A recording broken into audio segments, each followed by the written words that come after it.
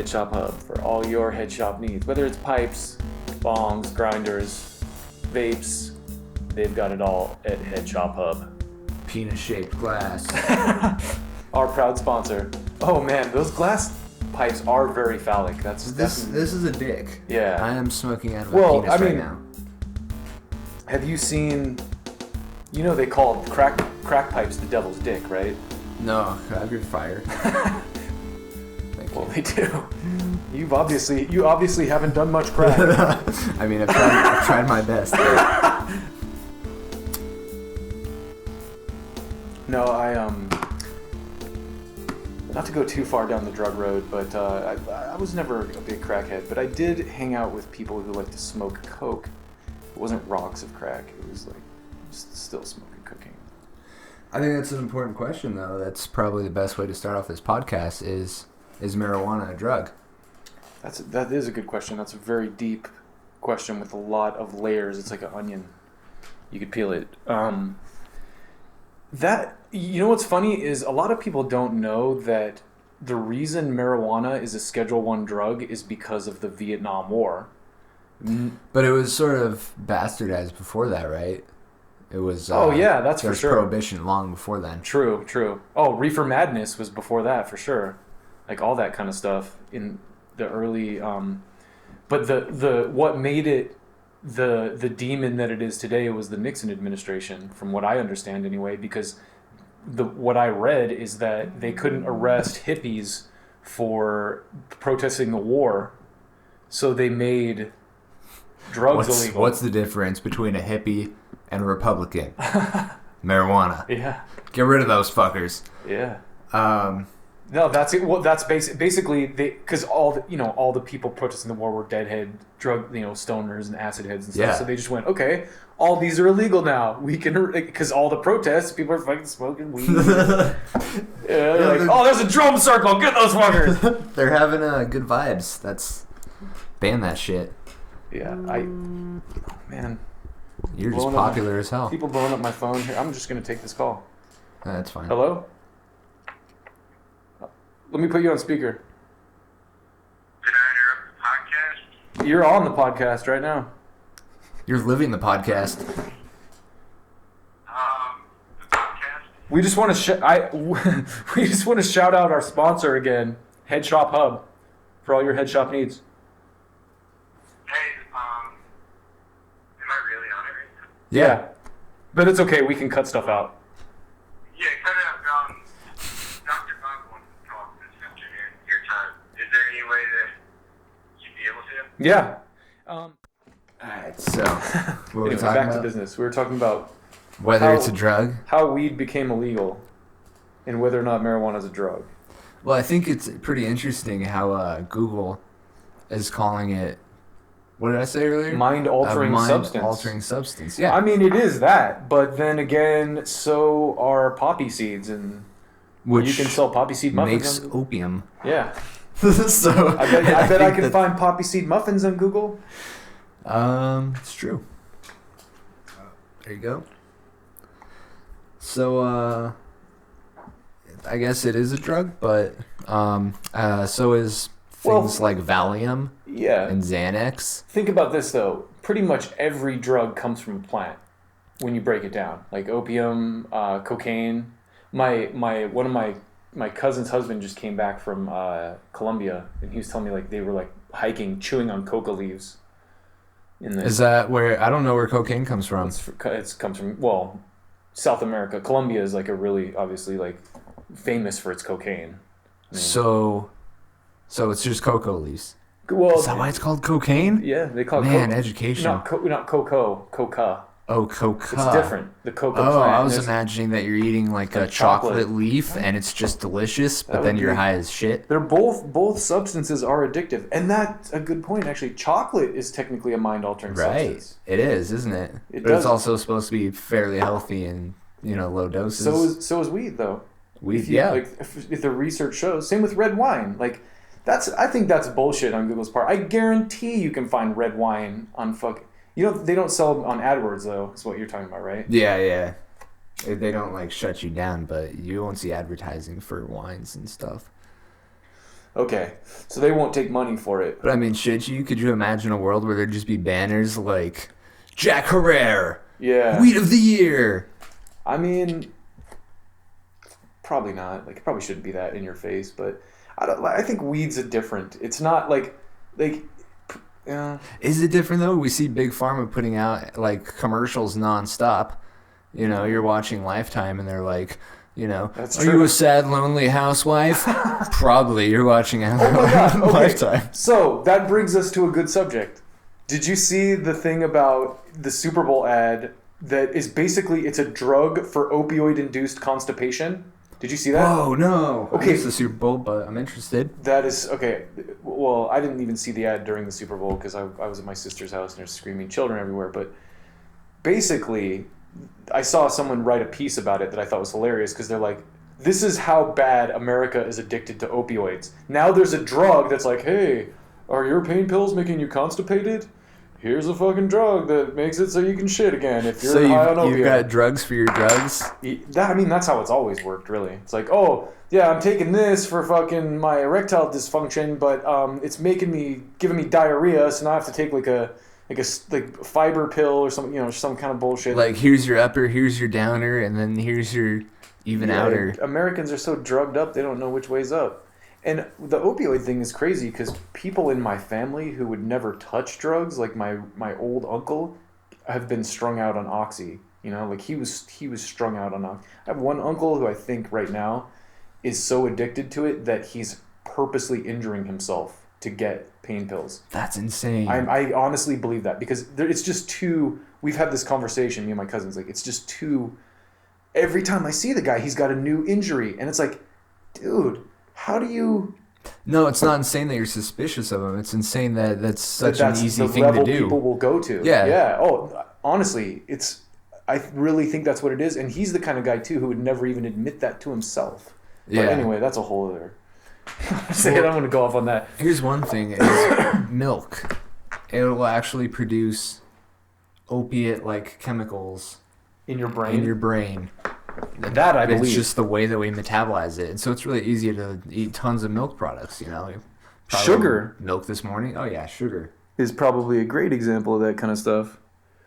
So then at what point do we go, hey, this is a drug, this is a medicine, and this is, you know, some sort of mind-altering substance. Mind-altering substance. That's an interesting way to phrase it. It really is. Because... pretty much everything's a mind-altering substance on some level. Yeah, and are we being too, you know, semantical? Like, oh, well, you know, I just want to get high, so I'm going to call this an herb. A drug. It's not a drug. It's a plant. Yeah, but... so I want to play both sides of this and realize that we are breaking this down quite far, but also, you know, we should talk about this. All drugs come from plants. So the plant argument, I don't know if that's... as valid as some may think. I think a good way to put this, though, is how many deaths and how much pain is caused by a drug. As in, there you go. If, you know, if we're talking about, like, meth, that's a horrible drug. Oh, yeah. That will just make you, like, literally scratch your skin off. Or alcohol. You know, it's literally illegal to drive after more than 2 beers. Yeah, but that's another great point, is it's like, knowing what we know about alcohol and what it does to your body and what it's done to people and lives all over the place, we still accept that. We kind of like, as a culture, we're kind of like cool with that, you know? Yeah. But we're not cool with, but to your point, it's like people, if you look at the stats, like no one's ever overdosed on marijuana. Mm-hmm. Which is true. But I'd also want to point out that it's hard to do research because it's classified as a Schedule 1 drug. Yeah. That there's much less research on that sort of thing. So maybe later in life there could be developments that we don't know about. Yeah. But, I mean, people have been smoking all their lives, and it just has been documented. You know? I think there's more research than you think, though. I don't know if you read, there's an article on Cannabinoid, actually, about... the study. It's basically like weed doesn't make you stupid. Mm-hmm. And if you read the details of that, it's actually pretty intense because these British researchers did a study on identical twins. So they had to hunt down. One smoked and one didn't. They had to hunt down twins and be like, "You're a stoner now.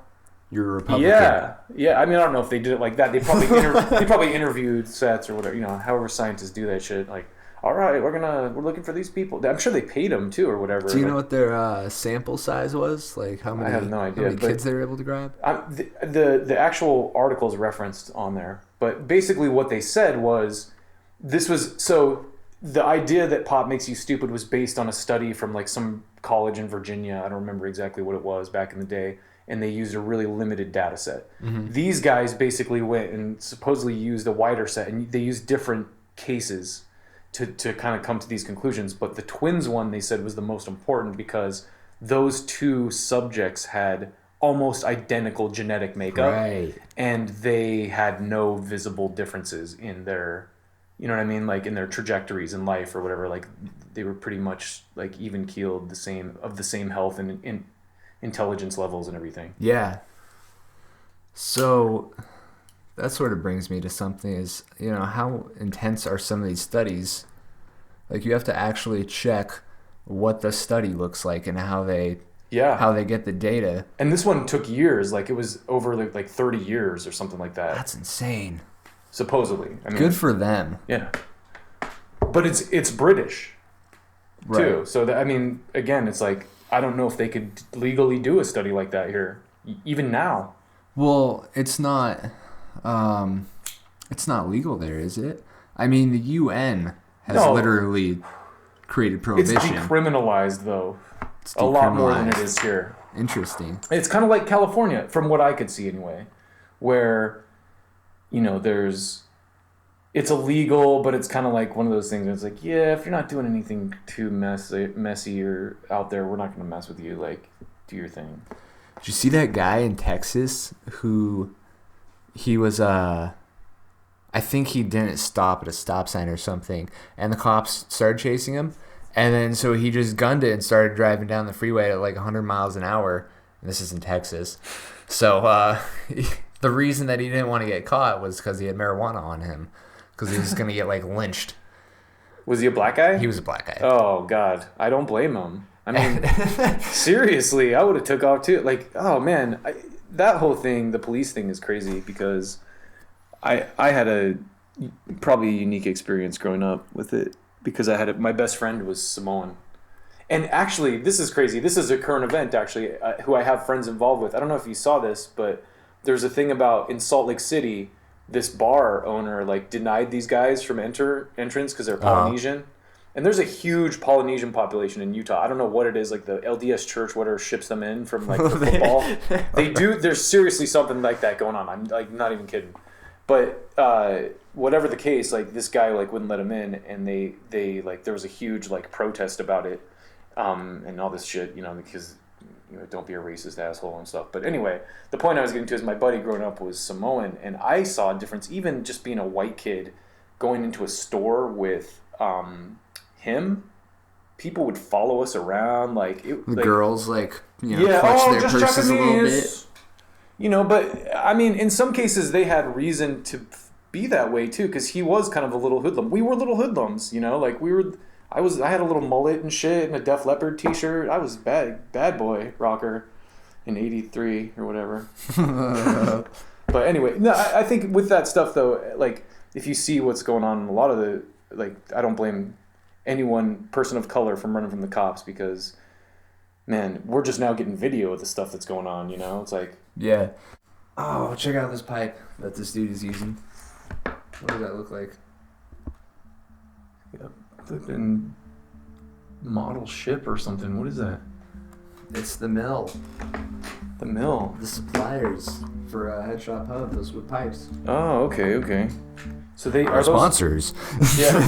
Head Shop Hub. We gotta shout out our sponsors more often because they do a good job and they provide us with all the lovely devices that we smoke out of during the Cannabinoid podcast. So yeah, we're gonna shout out headshophub.com. Go there, buy vapes, buy dugouts, buy pipes. That's HEADSHOPHUB.com, headshophub.com. Thanks for the pipes, guys. Anyway, back to our discussion. So, I have this tweet here by Tommy Chong talking about Bernie Sanders. Oh, Bernie Sanders. Man of the hour. Hillary's taking some votes, right? Yeah. I think in Nevada. Did she just win? She did. She did. It happened. She won. I don't know, though. Obama got lost to her there, too, in 2008.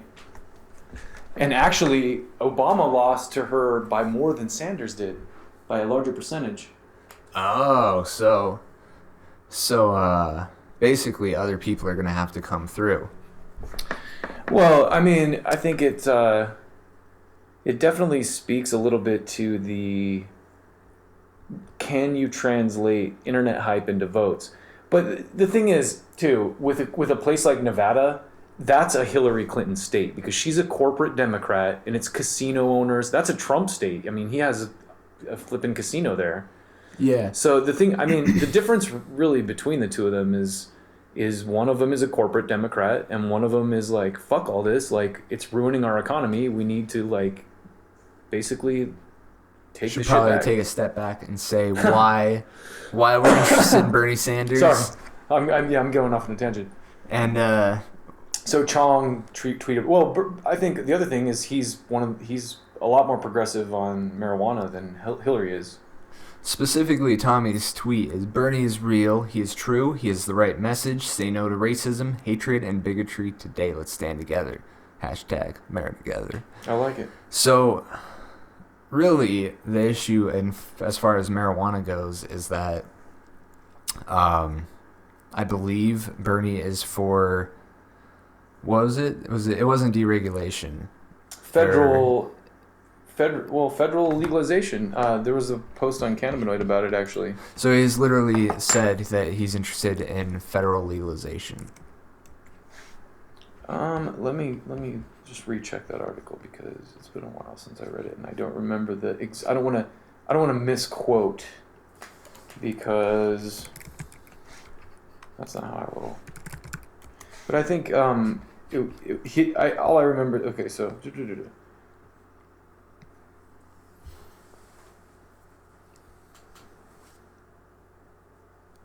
Okay, yeah. This is his exact quote. In my view, the time is long overdue for us to remove the federal prohibition on marijuana. Sanders said at a campaign event at George Mason University in Virginia. That's like one of the most conservative schools in the goddamn country. And that's amazing because it's actually going to open up so much industry. It's going to open up not just marijuana and health, but it's going to open up the ability to research the drug now. And hemp is probably one of the most malleable resources in human existence. The fibers are so thick. It's so thick. It's strong. It's like lightweight. It's just, it's insane that we don't have T-shirts and fabrics and things like that. Well, so on that point, and maybe this is just the weed talking, but you read history, and cotton industry is kind of what shaped a lot of the initial policy in this country. Mm-hmm. So you have to wonder if that doesn't play a heavy part when you think about hemp and how hemp farming and how just from the industry side, not even just to get high off of, it's a valuable crop, and how political interests in business can stomp out stuff like that for their own good over the good of the general population. Are you saying that the cotton industry pushed out the marijuana industry? I'm not saying that. I'm suggesting that they may have played a role in marijuana becoming a third rail plant. Because at Cannabinoid, we don't make stances. We make vague historical guesses. We don't take firm stances. No, listen, I'm fully admitting it's a paranoid fucking... Did you hear how I set that up? I said, it might be the weed talking. Yeah. So, it could be a complete paranoid delusion. But I don't doubt that... it might not have even been intentional. What I'm saying is, I don't doubt that cotton being one of the biggest cash crops in the country, guys who fucking grow cotton probably had a lot of political influence, is what I'm saying. Oh, hell yeah. I mean, how many of our founding fathers were farmers? It's. Have you ever seen that movie Dazed and Confused? It's like a really old. No. I know it's on Netflix, and I see it all the time. You're gonna have to watch it's in it the box now. But there's a scene where there's like the one stoner guy, and he's like, George Washington, man, was like he like farmed hemp and shit, bro. Like they had this whole conversation. I don't remember the details. The same as our conversation. Similar to this, I don't think he accused the cotton industry of being responsible for marijuana's criminalization. But I don't think he went that far. But that's me. I'm taking it a whole step further now. All right. What if? You never know. Big cotton. But that's Bernie Sanders against big cotton? That's what I want to know. That's interesting though, because that's sort of the same issue here. Is Bernie Sanders is grassroots? He wants to sort of get the government away from big business in a lot of ways, and Here's Hillary the thing. Seems opposite. Yeah, here's the thing though, and this is why I kind of liked Ron Paul, even though he's a little loony. It's like I think the country, and this is just me going off on my stupid tangents, but fully my opinion. Anyone's ready to disagree with me, I will listen to anyone who disagrees with me. But the country has been pulled so far in that direction, like in the policies of the last 20, 30 years since Reagan really have been designed to benefit business and business only at the expense of the general population. Where I think that someone that's as radical as Bernie or Ron Paul or someone is needed to kind of pull it back in the other direction a little bit, or capitalism will eat itself. And it's not going to be like socialism. It's not going to be suddenly, a massive socialist state where we're all controlled by the government. See, and that's the fear tactics the people who want to keep things the way they are going to use. But I mean, we use the military is a huge socialist program. It's that's why I say oh, you don't like socialism, you hate the military. You must hate our troops. That's a socialist program, you fucking troop hater. It's like people are so stupid, man. It's like the thing with the business thing is it's like capitalism, business sees only profit. Corporations are people, right? But they don't see the long term. It's like, yeah, man, you can suck all the wealth out of the population, but then they can't buy your shit anymore, So it's like government, it should be there to balance that out. It's there as a counterweight against, moneyed interests that, and I think it's been bought out, But that's just my opinion, of course, based on what I've read and seen. So that's why I like Bernie. But we'll see what happens, Well, Tommy Chong likes Bernie too. Tommy Chong is a man after my own heart. What do you think about Bernie? What are your thoughts? I don't see a better option. Maybe if there was Superman, if I could vote for Clark Kent this election. I like that though. I would definitely register Kryptonian. I like that though. That's honest.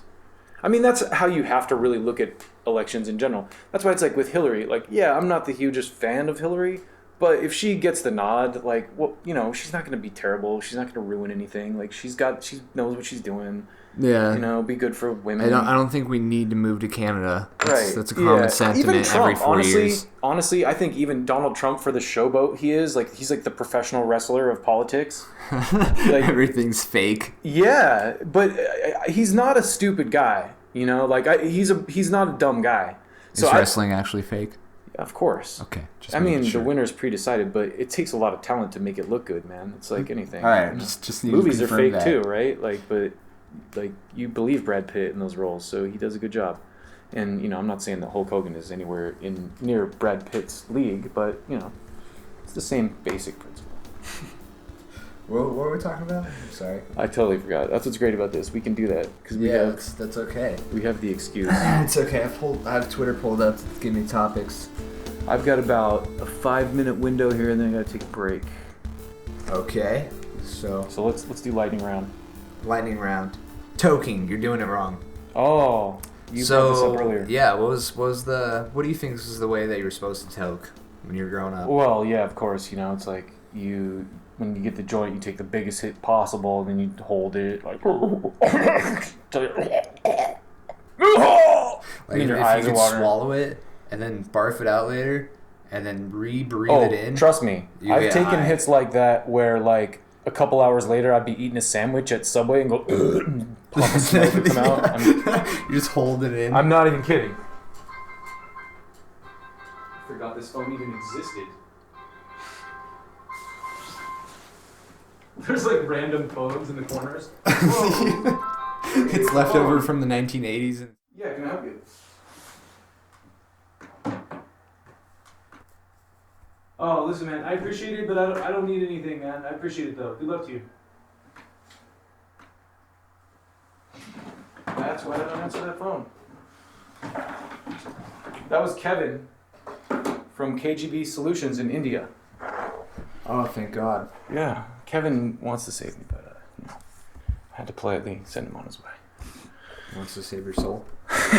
So yeah, with that, you know, yeah, I've definitely had some sandwich incidents where like a couple hours, even like hour or two later, I'm like, that was a really impressive burp. Was that real? No, I'm good at that, dude. I used to sing death metal. So death metal's almost burping. Really intense burps. Yeah, man.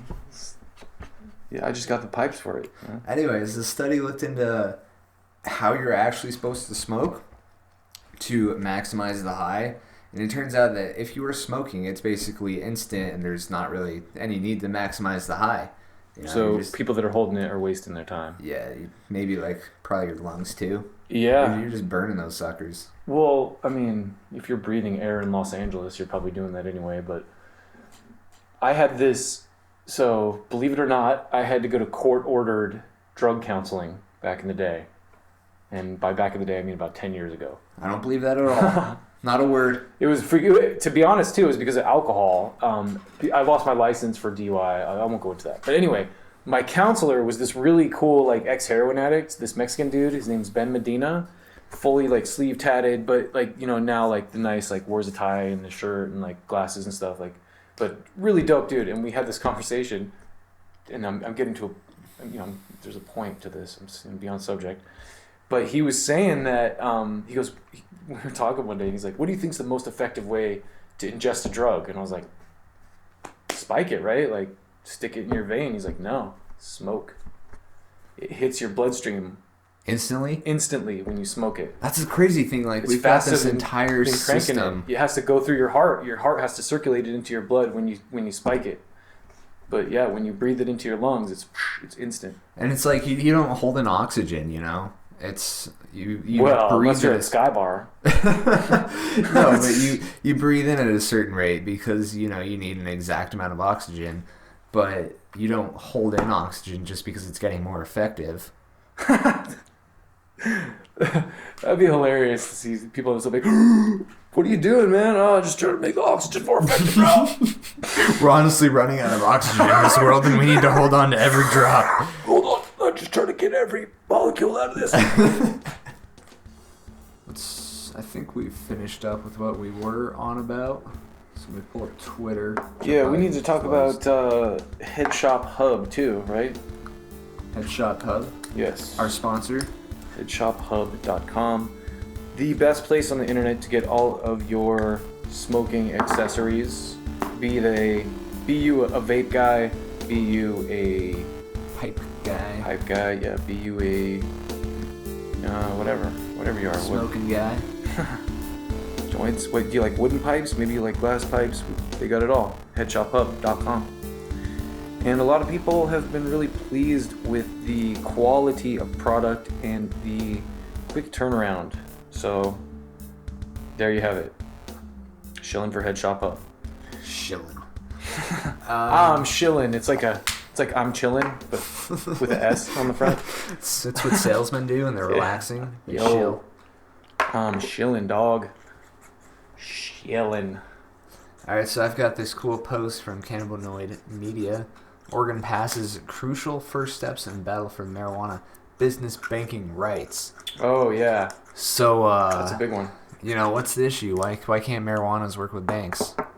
Basically because of the federal, because it's federally illegal. The gist is that it's really difficult to find banking institutions who will finance you or even just allow you to have an account that you can process transactions through.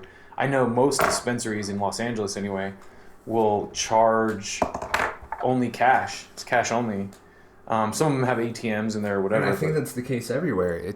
Really? It's cash only. Even business. head shops, like Head Shop Hub, they have to find special banks who are willing to work with that kind of a business because it's all been criminalized. It's so crazy. It's so crazy. So good for Oregon, taking care of business. Mm-hmm. And, How can you not look at the numbers in Colorado and go, wow, I think they're onto something. Maybe we should get the banks involved. Because I'm sure the banks would be happy to be a part of that billion-dollar industry. Yeah, they'll be involved. I mean, it's weird. I mean, did you see the story? There was a story a couple of years ago about HSBC helping drug lords launder money. No way. Did you see? I mean, so they're already kind of doing it in some levels, But we need to get to a point where we don't need to launder anymore. Yeah, it's not criminal. Yeah. Yeah, it's coming. It's interestingly enough, I never thought I'd see the day, but did you see the ad for Whoa Stork? Whoa Stork, yeah.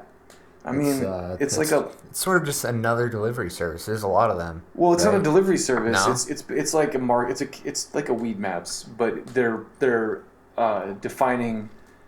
Their differentiator is that they use machine learning. Oh, that's right. So they that machine learning. Yeah, it's a new buzzword. So they're basically they know based on your habits what your best what's close to you, what has the best deals, what type of strains you like, all that kind of stuff. So, but what I thought was interesting about them, not necessarily their platform, is their commercial. Did you see the commercial? Because the commercial's it looks like a lifestyle ad. It's like this model hanging out at her house, lighting up a joint, dude rolling with his pill bottle full of weed. I did with see a surfboard and stuff. Yeah, it's looks like a Nike commercial or something. And it's just sort of normalized. Right. So it's so common now. It's not even. It used to be you smoke? That's dangerous. Avant-garde. Yeah. That's underground. That's so underground. That's so counterculture. Here I am trying to be culture, and you're over here counterculturing. Counterculture. Fancy. But yeah, now counterculture is culture. That's kind of what that art.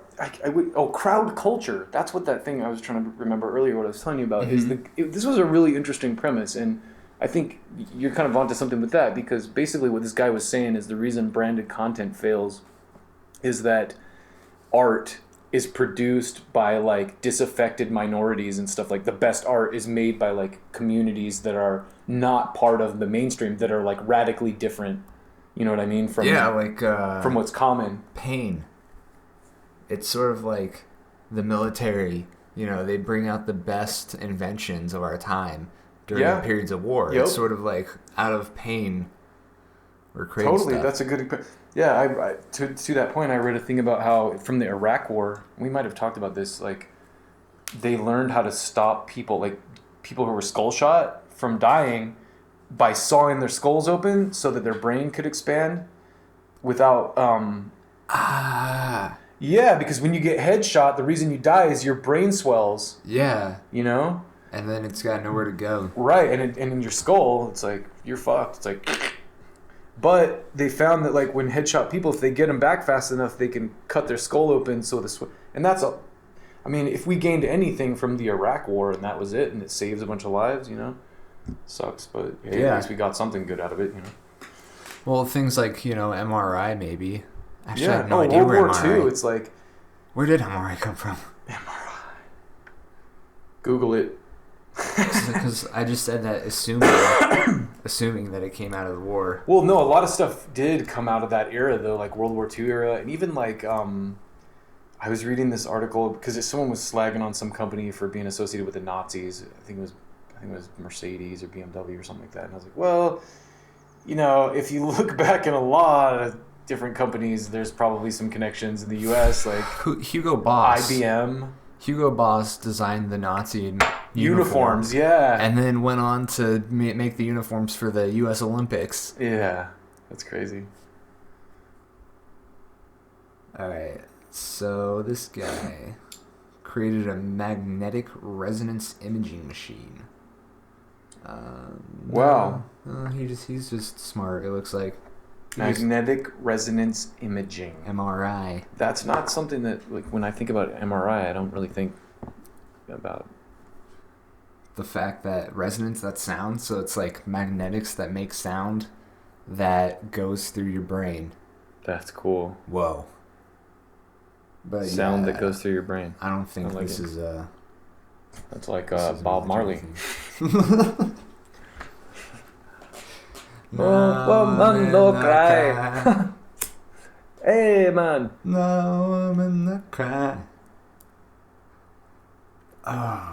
I love when I hear like really bastardized, like sanitized versions of Bob Marley songs in like TJ Maxx or something. Like, this was pop culture. We can put this on. I love it. They're like, it's like you're like, hey everybody, no woman no cry.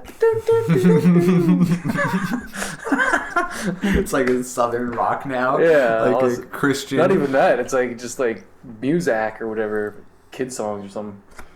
Kids Bob Marley. Kids Bob. I love that too. They like what was it? It was Target, I think. They had an ad where they used Sir Mix-a-Lot's Big Butt song, and it was like, I like backpacks and I cannot lie. I'm dead serious, and I was like, what?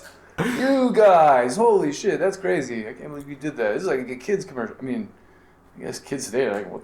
They don't know that song. There was a Green Day came on the radio over here, and it was like, Billy Joe singing. He's like, don't want to be the America. Like he draws out, and so it was just like a huge blank spot, like America. Yeah, what's he saying? I don't know. What could it possibly be? Could have been 1,000 things. Forked, yeah, like when you get your potato.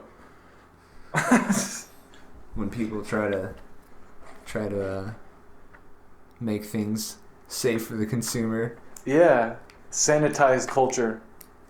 There's a lot, but again, going back to that thread we were on about like the crowd culture thing, like this guy's point was relevant because he's like talking about all these brands that are trying to build audiences online and stuff, and just how it's so forced that people are just like, what the fuck is this? It's like he called it brand spam.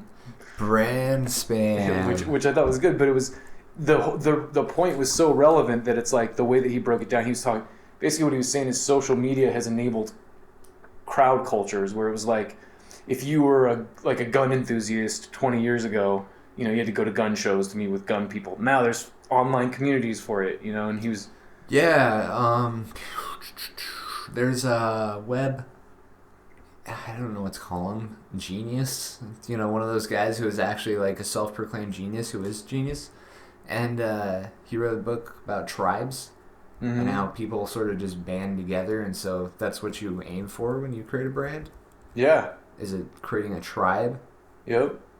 People, basically advocates for your message. Mm-hmm. And that's kind of what he was going on the Chipotle thing. He's like, one of the only successful uses of branded content was Chipotle because their content was well produced. And a lot of these brands are producing great stuff, but like Red Bull was an example he used. Like Red Bull like has a whole media store, but it really but he also said there's like 5 other like low budget channels that do similar stuff that have way more subscribers and viewers than Red Bull's does. Yeah. Absolutely. Because they're not like it's not about like it's not about it's more about kind of creating your own thing and tapping into that crowd culture is basically what he called it. It was interesting. And I think there's a lot of truth to it. Seth Godin's the dude. Oh, Seth Godin's great. Like I haven't read like any of his books, but I've seen like little excerpts, like quotes and like articles and stuff from him. He's prolific. He writes a short blurb on his blog every day, and it's like one of the actual last blogs that are just random thoughts on this dude's head. Oh, really? That's cool. Yeah. I should follow him. I like everything I've ever read by him. I liked like quote wise. It's all like motivational, success based stuff, but it's real stuff. Like yeah. Like I saw one the other day that it was in that realm where it was like people that are successful don't just sit around and wait for things to happen to them. They go out and happen to things. And I was like, that's an interesting way of phrasing it, but it's true. It's like... That reminds me of Mystery Men. Have you ever seen that movie? No, but I know what it is. I haven't seen it all the way through anyway. The old wizard dude, and he's like, don't let things happen to you. You happen to things. It's true, though, man. It's like, there's two kinds of people in this world. I love cliches that start with that phrase. There's two kinds of people in this world. You can do it with anything, though. I know. There's two kinds of people in this world. Men and women. Podcasters and not podcasters. People who smoke weed and people who don't. And we know who we fall into. Yes. We know where we sit on that spectrum. Sober as hell. Anyway, to circle back, we're probably nearing the end of our journey here, so what time is it? Any final thoughts before we close out the first edition of the Cannabinoid Podcast? We're probably gonna figure out more stuff as we go along. Like if this is pretty raw. So segments. Like I'm looking at this pipe that I reblogged, and look at this. It's like clouds and water droplets that are all connected together through tubing. See, that's too much for me. It's like, too much? Yeah. It's like artistry at that point. It's cool, but I don't know if I'd smoke out of it. Like I might just I'd be like, no, don't touch that. Like I'm gonna put this on this pedestal over here and like. Yeah, once you smoke out of it, it's got all the like tar. But the thing is, with a lot of those glass devices, that's what makes them look even cooler. Is once you start smoking on them, they get all color laced and stuff. You know, the reflections and all this stuff gets into the. It's kind of interesting. But I think like maybe a pipe of the day segment would be fun. Oh yeah, well since Head Shop Hub is sponsoring us, anything we can do to pimp them, because they're a good brand, and as far as I can tell, and I'm just going on the experience of myself and people I know, they have good products and they deliver quickly and they're fair price. So I know for stoners too, it's like you don't want to leave. Like I don't want to go anywhere. I just want to sit here and binge watch Breaking Bad or something. So. By the season 6, my vape dog is here, and I'm good to go for season 7. Wait, is there a season 7? Yeah, I have no idea. You lost me there. Okay, sorry. I went off on a tangent. Anyway, the point is, have your shit delivered to your house. Why leave? Why go get it? And I just dial up Head Shop Hub, connect to your 56K modem. Tell your mom to get off the phone. Connect on your 56K modem to headshophub.com and download some pipes. Or wait, no, you can't download them yet. Do you think there'll ever be a day when you'll just be able to log in, pay, and then you just 3D print it? 3D print it, yeah. And then you're just like, boom, here's my new pipe. I don't know if that's the way we're going, but I could definitely imagine teleportation, where stuff just get teleported to you. That would be crazy.